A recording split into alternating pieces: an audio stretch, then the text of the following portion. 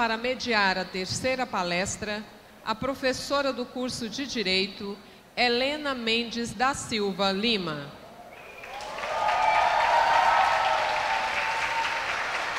Uma boa noite a todos e a todas.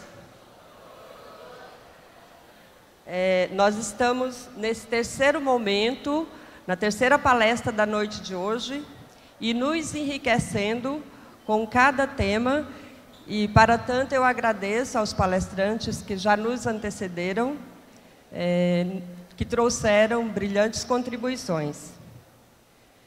A gente também pode dizer que hoje é um dia muito especial, porque nós vamos tratar ainda sobre direitos culturais.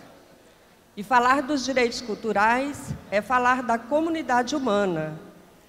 Inserir no conceito do direito o direito à cultura é um nobre processo de definição cultural e identitária. Pois muitas vezes os direitos culturais estão garantidos em legislação, mas não na efetivação de fato do direito, nas relações sociais de grupos e também nas relações com o Estado. Por isso é relevante tratarmos sobre direitos culturais nesse ambiente da academia. E hoje nós vamos abordar essa temática com uma palestra que vai trazer a questão da temática, os direitos humanos, direitos culturais, fluxos e refluxos. E assim, temos então a grande satisfação de acolher entre nós o palestrante, o professor Humberto, que veio de tão longe para estar aqui conosco hoje, abrilhantando o nosso 13º Encontro Jurídico. Passo a leitura do currículo do professor Humberto. Humberto Cunha Filho é bacharel em Direito pela Universidade de Fortaleza, Unifor, mestre em Direito e Desenvolvimento pela Universidade Federal do Ceará, doutor em Direito pela Universidade Federal de Pernambuco e pós-doutor pela Universidade de Milão. Mestrado e doutorado, é professor de Direito Constitucional, mestrado e doutorado da Universidade de Fortaleza, a Unifor, na instituição na qual lidera grupos de estudo e pesquisa em direitos culturais. É advogado da União, categoria especial, também é acadêmico da Academia Cearense de Letras Jurídicas e presidente de honra do Instituto Brasileiro de Direitos Culturais.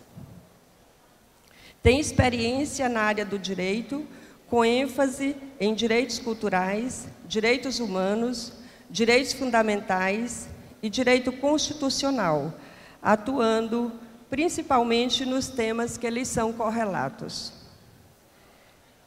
Quero, então, convidar o professor Humberto, que fará a sua palestra.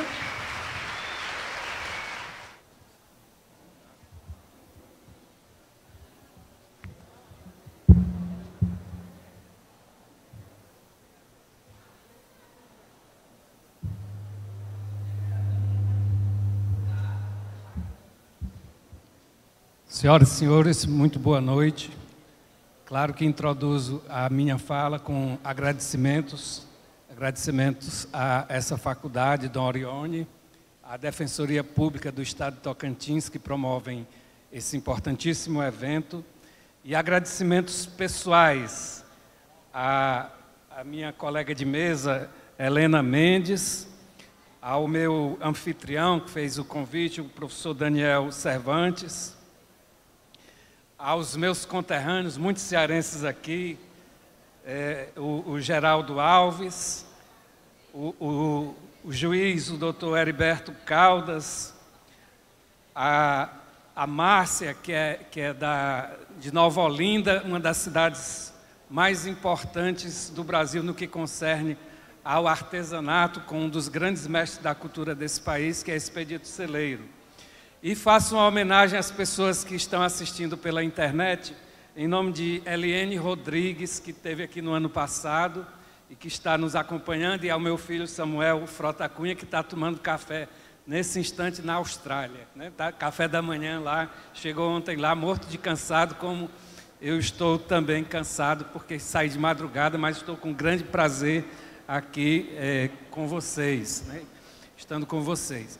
Então, me foi confiada a tarefa de falar a respeito dos direitos humanos e dos direitos culturais. Como foi dito, antes de iniciar essa fala, eu gostaria de trazer para todos aqui um abraço do mestrado e doutorado em Direito da Universidade de Fortaleza.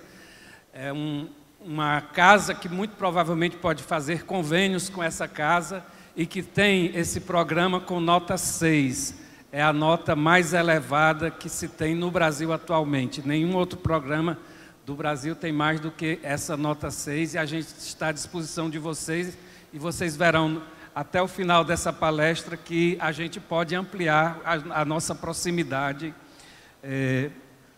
no que concerne aos embates acadêmicos e às concordâncias acadêmicas também. Então, direitos humanos e direitos culturais.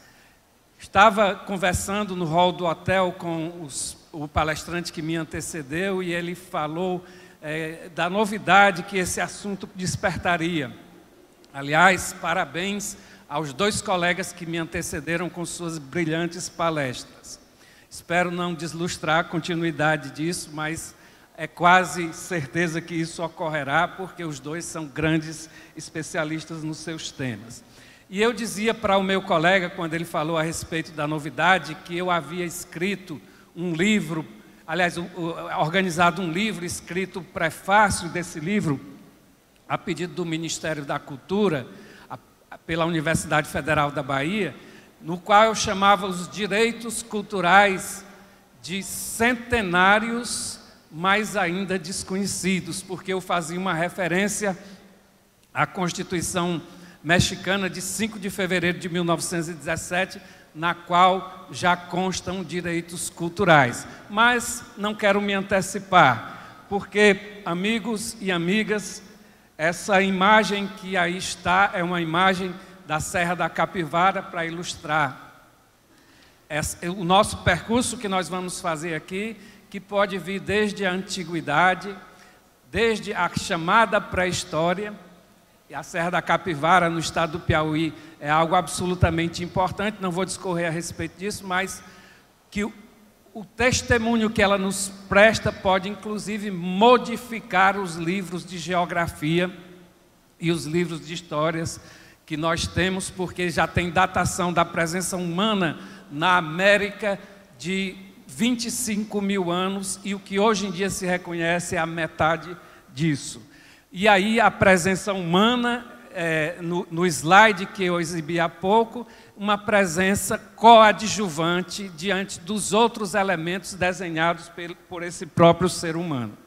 Mas o plano da minha fala, e eu não quero furtar meus colegas que me escutam nesse instante, meus futuros colegas de profissão, nesse instante estudantes, meu plano é bastante simples, é o plano de falar, primeiro, dos direitos humanos no contexto da história das ideias. No passo seguinte, falar a respeito do surgimento normativo dos direitos humanos. O terceiro ponto é o que eu pretendo utilizar para falar sobre os direitos humanos, dando luz positivada aos direitos culturais. O quarto ponto é em sentido do contrafluxo, né? Fluxo e contrafluxo, a ideia que me propus aqui, dos direitos culturais conferindo ânima ou alma aos direitos humanos. E, por fim, a utilidade dos direitos culturais na percepção dos avanços e retrocessos dos direitos humanos. que é exatamente para fazer uma homenagem ao aspecto geral desse congresso, a temática geral desse congresso, que é exatamente refletir a respeito dos avanços e retrocessos dos direitos humanos. Para abordar o primeiro ponto, que é localizar os direitos humanos na história das ideias, devo dizer que a história das ideias é uma história abordada a partir de distintas óticas. E a ótica que eu escolhi aqui é uma ótica de um autor francês que foi ministro da Educação e da Juventude na França. Vejam que tem países que, ao invés de satanizar a filosofia, faz é nomear um filósofo e mitólogo como ministro da Educação, que é exatamente Luc Ferry. Luc Ferry aborda 5 momentos da história das ideias e da história da filosofia como um todo, lembrando que os grandes objetivos da filosofia são investigar a justiça, a verdade, o belo e o bom. Vou enfocar aqui só a questão do bom, e do bom ainda mais enfocado, que seria do bem viver, porque afinal de contas nós fazemos uma relação cada vez mais ampliada dos direitos humanos em função de acreditarmos que, se os respeitarmos, viveremos muito melhor. Então são 5 momentos, e o primeiro desses momentos corresponde não àquela cena da Serra da Capivara, mas a uma cena relatada por volta do século X a.C. por Homero, por Hesíodo, ao descrever as grandes epopeias, a Ilíada, a Odisseia, a Teogonia, que é a criação dos deuses. Naquela conjuntura de ideias, viver bem era viver em harmonia com o cosmos. Cada um de nós era uma fatia desse cosmos. E a felicidade, ou seja, viver bem, estava em detectar e encontrar seu lugar na vida. Extrapolar do lugar que estava reservado era algo que eles chamavam de soberba, mas não chamavam com esse... Soberba é um termo religioso, chamavam de hubris, que é um excesso que nos leva a sermos colocados novamente no lugar que nos é devido. Há, no conjunto mitológico, muitos exemplos de pessoas, de instituições, de cidades que tentaram extrapolar a sua medida e foram recolocadas no lugar. Vou mencionar aqui 2 exemplos bem rapidamente, porque eu sei que o tempo urge, né? Aliás, hoje é quinta-feira, é o dia do caranguejo lá em Fortaleza. Não tinha nem perigo de ter gente assistindo, porque o pessoal iria beber a cerveja com caranguejo no dia de hoje, né? Então vou tentar acelerar aqui. E os 2 exemplos que eu queria dar, o primeiro deles é relacionado a Ícaro. É uma figura mitológica absolutamente conhecida, cujo pai chamava-se Dédalo e era um inventor. E eles, presos na ilha em que estava o Minotauro,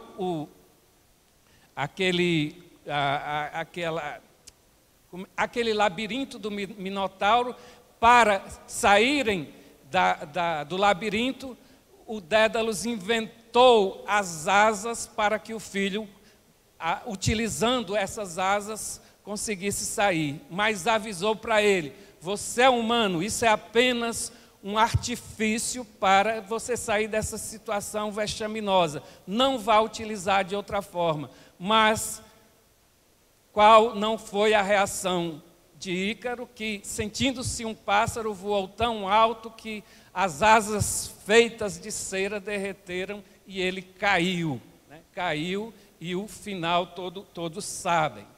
Um outro exemplo, e aqui vai ser bem rápido, que é um exemplo no sentido oposto de premiação, que é o exemplo de Ulisses, ou Odisseu, na Grécia. Vocês sabem que Ulisses era o rei de Ítaca, de uma bonita ilha chamada Ítaca, e que foi convocado para a guerra de Troia. Permaneceu lá em Troia por 10 anos e fez uma contrariedade a uma divindade. Menosprezou a divindade troiana e, em face disso, se colocou em pé de igualdade da divindade, sendo ele um mortal. E qual foi a consequência para ele? A consequência foi exatamente a de não conseguir encontrar o caminho de volta. Até que numa dessas paradas, ele encontrou uma deusa, Calipso, e teve um romance com ela. E ela ficou tão apaixonada por ele que lhe ofereceu a imortalidade. E ele, qual foi a resposta? Se negou. Ele permaneceu no seu lugar, no seu espaço.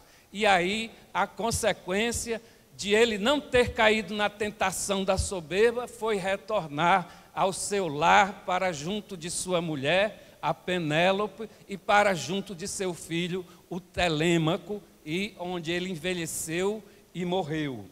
Ou seja, ele morreu, e a compreensão de morte nesse primeiro momento da harmonia do cosmos é que você se desmanchava e se transformava, se fosse cremado, em cinza, se fosse enterrado em pó, porque ao pó retornamos, e essa é uma acepção de reintegração no âmbito do cosmos.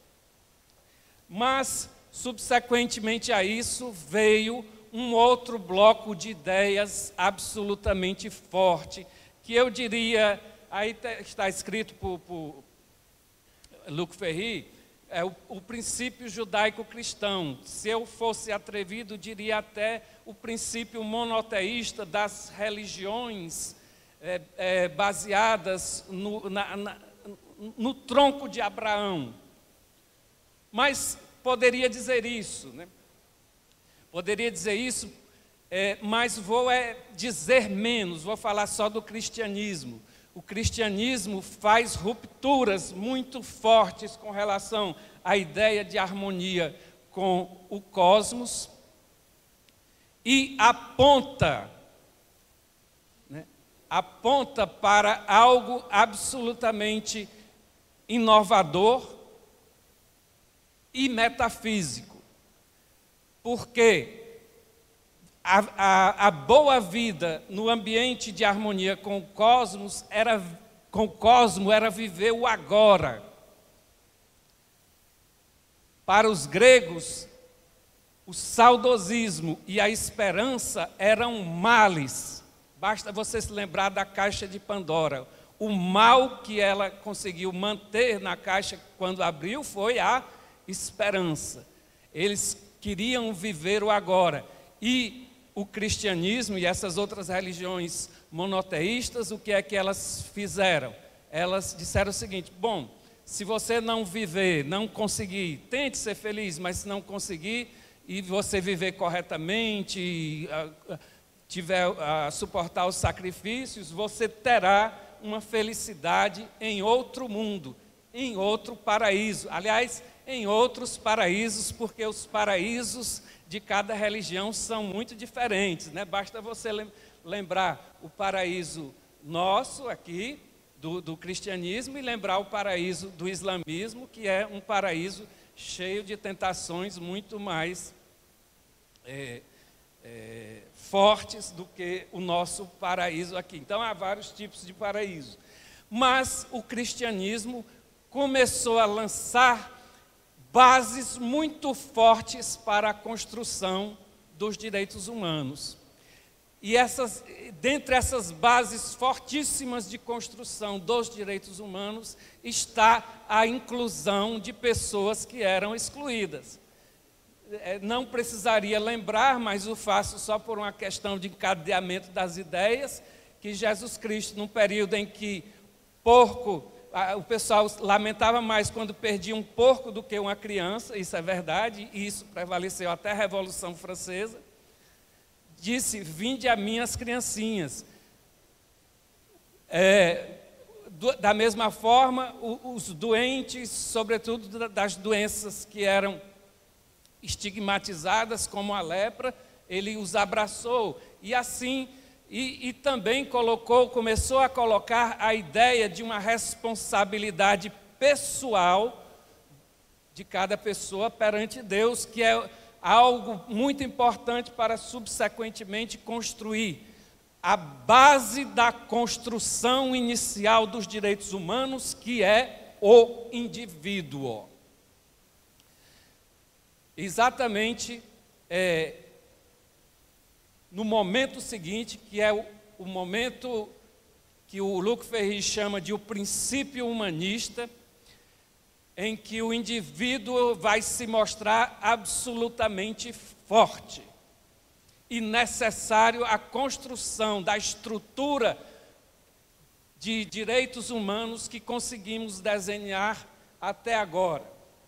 Esse princípio humanista, ele decorre de outros fatores que chegaram à cena, como o desenvolvimento da ciência. Que palestra maravilhosa essa que traz toda a problemática das ciências com a reprodução humana que nós tivemos há poucos instantes. Imaginem vocês estar num período em que tudo era explicado a partir da vontade de Deus e a pessoa controlar um raio, como fez Benjamin Franklin. A pessoa está com a doença e alguém fazer um corte, retirar fazer uma cesariana, por exemplo, mesmo com métodos rudimentares. E esses elementos, aos poucos, a difusão da escrita, a difusão do racionalismo foi levando à estrutura dos direitos humanos. Os direitos humanos que, como eu disse, focaram-se sobretudo na base do indivíduo. E isso representa uma ruptura terrível. Terrível não no sentido de feia, mas em termos de dimensão.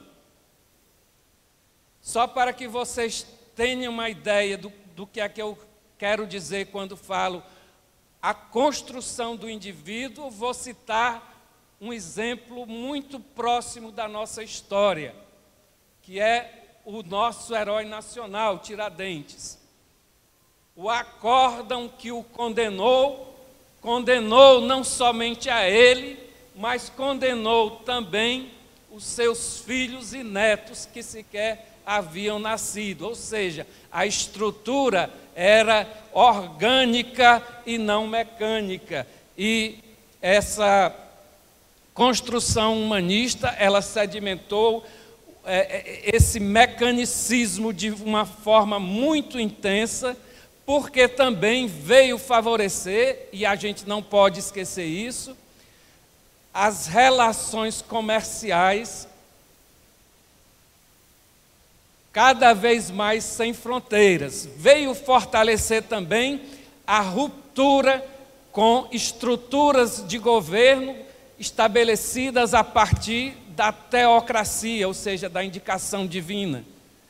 E a consequência dessas coisas todas foram o quê? Por exemplo, estabelecimento da democracia. Eu tenho um indivíduo forte, Deus não investe mais ninguém, todos são iguais. O dinheiro não conhece hierarquia, conhece pessoas. Então, quanto mais gente livre para eu negociar, melhor. E os direitos humanos surgem nessa configuração. Subsequentemente, nesse estudo das ideias de Luc Ferry, vieram os filósofos da desconstrução. Os filósofos da desconstrução são aqueles que não necessariamente saem só atirando pedras, são aqueles que buscam explicações adequadas para coisas que nós entendemos como dogmas. Por exemplo, a estrutura familiar, por que é que ela é desse jeito? E aí a gente, imaginando que ela só pode ser do jeito que se nos apresenta ao longo da história, aí as mudanças da realidade efetivamente não podem acompanhar. Nietzsche foi o principal desses filósofos da desconstrução. Ele dizia que filosofava com um martelo, exatamente para implodir, para derrubar os mitos. Será que aquilo que nos dizem que é democracia é efetivamente democracia? Será que essa ideia de direitos humanos, pergunta ele, ou ele pode perguntar, é só uma cortina ou uma espécie de frenagem para reivindicações? Vejam que a professora, ao me apresentar, falou da não efetividade dos direitos humanos, e a gente sai criando mais direitos humanos. Não é que eles sejam contrários, é que esses filósofos da desconstrução e os artistas da desconstrução também, como por exemplo Franz Kafka, né? Eles saem fazendo as perguntas adequadas para que nós reflitamos como cientistas, como pessoas que pensam livremente e não como religiosos que adotam dogmas. Então, os direitos humanos, e só para ser fiel, mas não vou explorar, ele fala de um quarto momento, de um quinto momento, mas que é um momento em construção, que é o princípio do amor, né? Ele diz assim, não é necessariamente o amor das religiões, mas o amor decorrente de uma consciência, ou seja, somente quando nós reconhecermos o outro é que poderemos ter uma boa vida. Os direitos humanos, portanto, estão como legatários de todas essas estruturas que antecederam o princípio humanista e abalados por todas as estruturas que o sucederam. E esses abalos, eles são tão fortes que as declarações inicialmente feitas, elas não são suficientes e ficam apontando para restabelecer valores dos outros momentos de vida. O segundo tópico da minha estrutura de planejamento para falar é o que se refere ao surgimento normativo dos direitos humanos. E esse surgimento normativo dos direitos humanos, ele é muito conhecido de vocês, e aqui a gente certamente vai falar uma linguagem muito mais comum a todos nós que estamos nessa sala.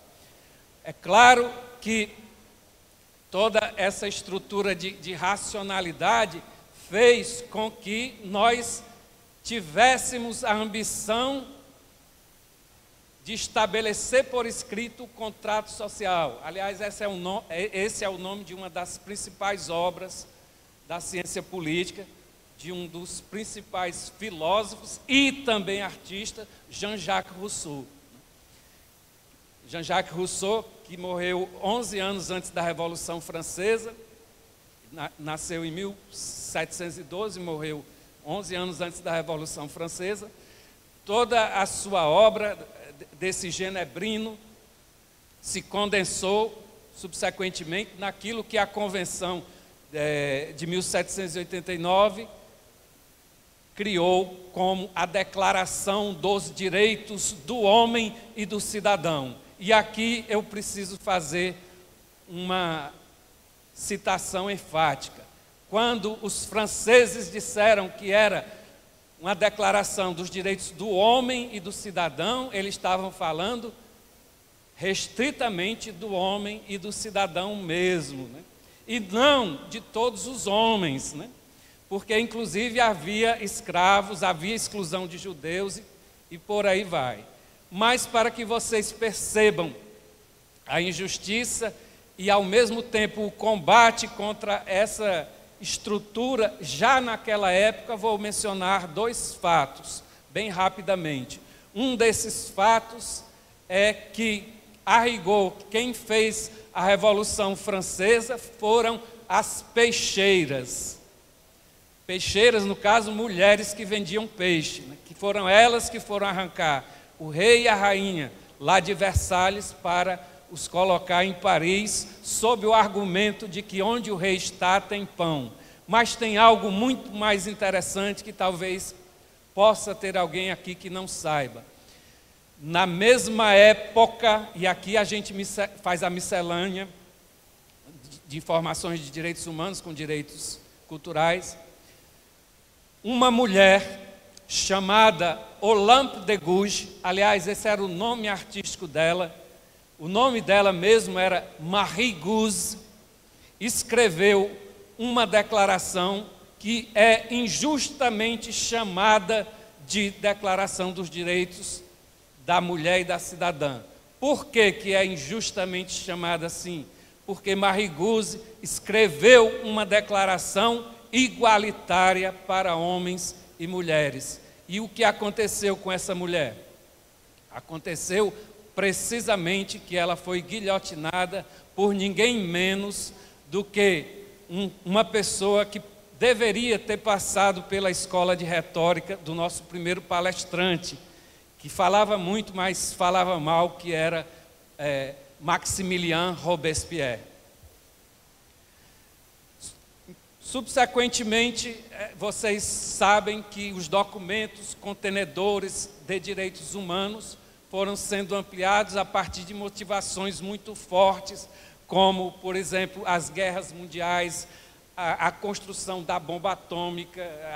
Alguém, inclusive, aqui falou até a respeito da guerra do Vietnã, né? Essa famosíssima foto aí, né, da menina nua, em decorrência, não foi em Hiroshima, foi no Vietnã, e foram se ampliando, os direitos humanos em vários documentos.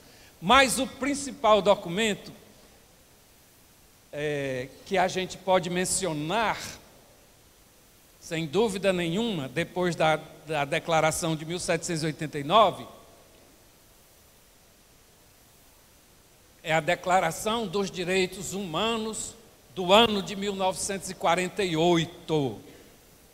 E aqui, meus amigos, se falar da Constituição do México contendo direitos culturais é algo duvidoso, tudo bem, né? Eu posso até respeitar, porque ainda não tinha essa expressão direitos culturais. Mas nessa declaração, que está fazendo 70 anos, né? Vai fazer 71 no dia 10 de dezembro, 71 anos, ela já trazia a expressão direitos culturais, precisamente no seu artigo 22. No seu artigo 22, essa declaração, que fez acrescer aos direitos de liberdade da Declaração Francesa de 1789, os direitos sociais, econômicos e culturais a serem prestados na medida das possibilidades de cada Estado. Esse artigo 22, ele colocou os direitos culturais ao lado de outros direitos cuja demanda é tão premente que eles ficaram escondidos e que a gente precisa revelar, porque eles são como o oxigênio, que a gente só enxerga, aliás, a gente só percebe a existência, quem não enxerga, não é oxigênio, a gente só percebe a existência quando falta o ar. Essa declaração, então, portanto, como os direitos sociais e econômicos obnubilaram durante toda essa trajetória os direitos culturais, vamos fazer agora o oposto. Cortar os direitos sociais e econômicos apenas para efeitos didáticos e perceber muito claramente a presença deles nesse documento da ONU, já septuagenário, já pegando a fila preferencial do avião, não é? Então, olha como é que fica. Todo ser humano tem direitos culturais indispensáveis à sua dignidade e ao livre desenvolvimento de sua personalidade. Isso é o que diz o artigo 22 da Declaração Universal dos Direitos Humanos, se a gente fizer a leitura tendo interesse em enxergar os direitos culturais. E aí eu destaquei dois elementos. Dois elementos foram esses, exatamente a expressão direitos culturais e as palavras dignidade e desenvolvimento. Também está destacada a expressão ser humano. É claro que uma declaração universal sobre direitos humanos vai dizer que os direitos culturais são de todos os seres humanos. Mas olha que coisa curiosa a esse respeito. Que coisa curiosa a esse respeito. O artigo 215 da Constituição do Brasil diz que o Estado garantirá a todos, não fala do cidadão, não fala do residente, o Estado garantirá a todos o pleno exercício dos direitos culturais. E nesse instante, a nossa Constituição está dando a faceta de direitos humanos a esses direitos culturais. E eu destaquei dignidade e desenvolvimento porque esses são os objetivos principais da execução, do exercício e da necessidade de reconhecimento de uma manifestação enquanto direitos culturais. Uma manifestação pode ser uma manifestação cultural em sentido sociológico ou antropológico, mas ela não necessariamente corresponde a um direito cultural se a sua prática violar a dignidade e o desenvolvimento humano e também se violar a paz. Por que eu digo isso? Porque no artigo 26, quando a declaração fala a respeito da instrução como direito cultural, a instrução, educação, meus amigos, é direito cultural. Ela reafirma esses dois objetivos da dignidade e do desenvolvimento, com outras palavras, e acrescenta, como é natural de acontecer, com o próprio objetivo da ONU, que é o do estabelecimento da paz. Essa declaração de 1948, ela traz outros direitos culturais muito fortemente. E aí nós estamos no tópico que é os direitos humanos, positivando, dando vida aos direitos culturais. Um deles é o que eu acabei de falar, a instrução. A instrução é o repasse técnico de conhecimentos. Luc Ferry, o filósofo que eu falei no início, faz a diferença entre instrução e educação, dizendo que a educação é a instrução com afetividade e participação da família e da sociedade, atingindo aqueles objetivos. Também, nesse artigo 26, há uma homenagem e um reconhecimento àquela que é a instituição cultural mais longeva e mais eficiente e mais presente em todo o planeta Terra. Que instituição cultural é essa? É a família, com qualquer configuração que ela venha a ter. Falta 10 minutos, é?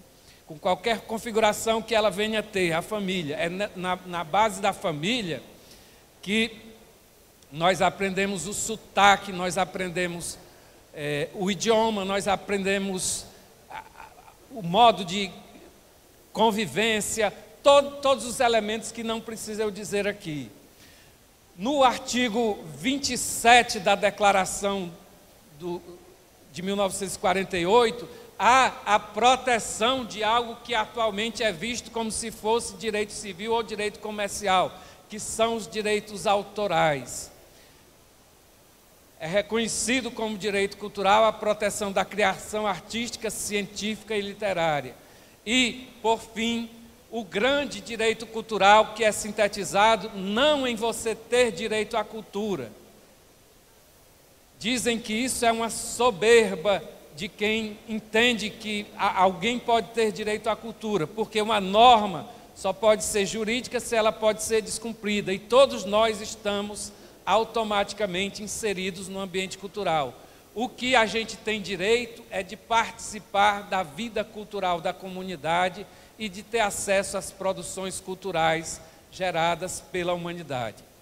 Essa declaração, que é chamada de soft law, elas foram materializadas em direito mais positivo, internalizado no Brasil, a partir dos pactos de 1966. De um lado, foi criado um pacto contenedor dos direitos políticos e das liberdades, e do outro lado, um pacto dos direitos sociais, econômicos e culturais. Mas nesse gráfico aí, eu coloquei os direitos culturais como algo presente em todos os momentos da história dos direitos humanos. Porque quando eu falo de liberdades, tem a liberdade artística, e a gente não pode negar que se trata de um direito cultural. Portanto, com esses elementos contidos na Declaração Universal de 1948, a gente pode retirar os elementos para definir os direitos culturais. E esses elementos vão ser retirados a partir de 3 tríades de elementos. E com isso aqui eu encerrarei a minha fala. 3 tríades de elementos. Que elementos são esses? Os elementos materiais, porque os direitos culturais são direitos atinentes às relações jurídicas que versam sobre artes, sobre memória coletiva e sobre o fluxo dos saberes. É por isso que a educação é um direito cultural. Mas precisa de outra tríade, que é a tríade temporal. O que é essa tríade temporal? É a tríade de localização no tempo, ou nas ficções de tempo, porque a rigor passado, presente e futuro não existem. Mas são ficções absolutamente necessárias. Por que é que passado, presente e futuro não existem? Porque o passado já passou, o presente é natimorto e o futuro ainda não chegou. Mais ou menos por isso. Mas como é que a gente sabe se a gente atingiu o objetivo de propiciar mais dignidade, mais desenvolvimento e paz? É observando no presente o passado e planejando o futuro. Então, a outra tríade é exatamente a tríade temporal. E, por fim, a tríade já fartamente mencionada, que é a dos objetivos, que são os objetivos de estabelecer a dignidade, de propiciar o desenvolvimento e de também fortalecer a paz. Então, é por isso que, por exemplo, no debate a respeito de certas questões culturais nos tribunais, como, por exemplo, a questão da vaquejada, o pessoal se perguntava, é ou não é uma manifestação cultural? Para mim, não tem dúvida, do ponto de vista sociológico e antropológico. A questão não é essa, é saber se esse tipo de manifestação nos induz ou não a melhorar enquanto seres humanos, que deveríamos progredir em termos de dignidade respeitando não somente a nós próprios, como aos outros seres e ao ambiente no qual nós vivemos. E por fim, uma promessa feita e sem demoras vou cumpri-la, que é a de mostrar o contrafluxo, ou seja, de os direitos culturais conferindo ânima ou alma ou substância aos direitos humanos. E isso ocorre em algo que é muito familiar a todos nós. E esse algo muito familiar a todos nós é o chamado culturalismo jurídico. O que é que isso quer dizer? Todos nós comungamos aqui, a partir de lições de culturalistas como Miguel Reale, Tobias Barreto, Otto von Savigny, Peter Heberle, que as prescrições jurídicas elas são ocas e que de fato a gente só chega à compreensão dessas prescrições jurídicas quando a gente entende a cultura na qual elas estão inseridas. Portanto, eu concluo, teria mais alguns slides, mas tinha planejado para 1 hora, mas vamos aqui. Concluo enfatizando que os direitos culturais estão no nascedouro e na retroalimentação de todos os direitos humanos. Por isso, nós devemos protegê-los, evidenciá-los e respeitá-los o máximo possível. Muito obrigado.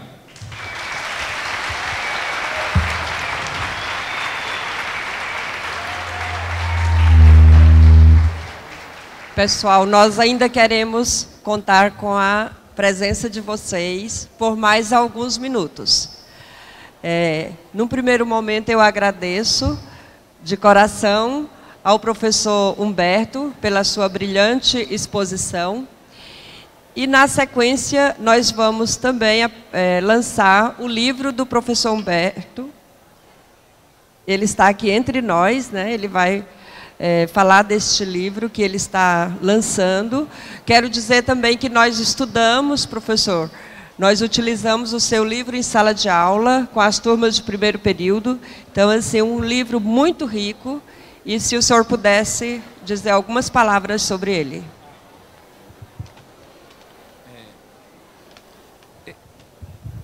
Esse livro chama-se Teoria dos Direitos Culturais.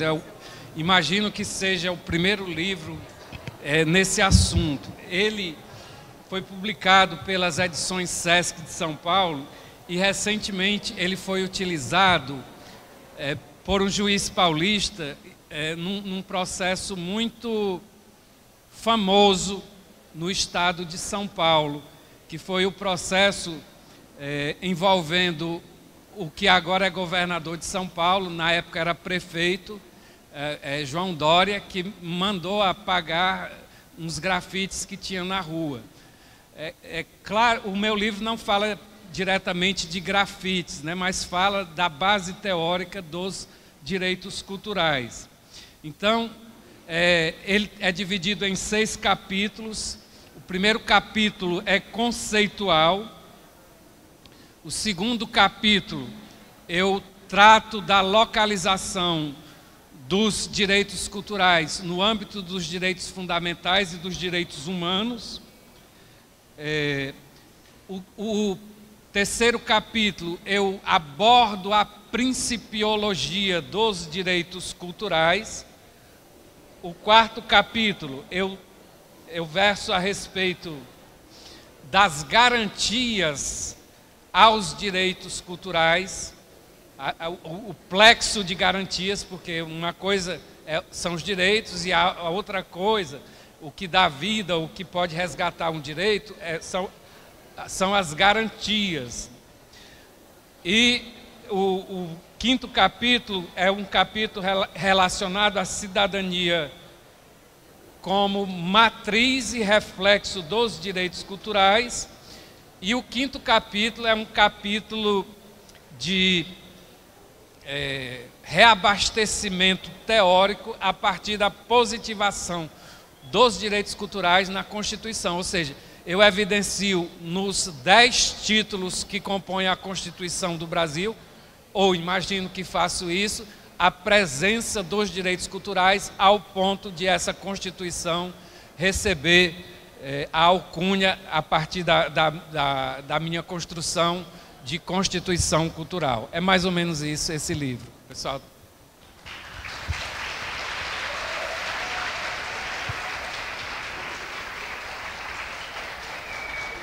Fato é que nós estamos colhendo frutos da sua contribuição, seja na utilização para os processos, seja na academia, nós aqui utilizamos para pesquisa, né? Então acho que assim está sendo uma valiosíssima contribuição. Muito obrigada também por isso.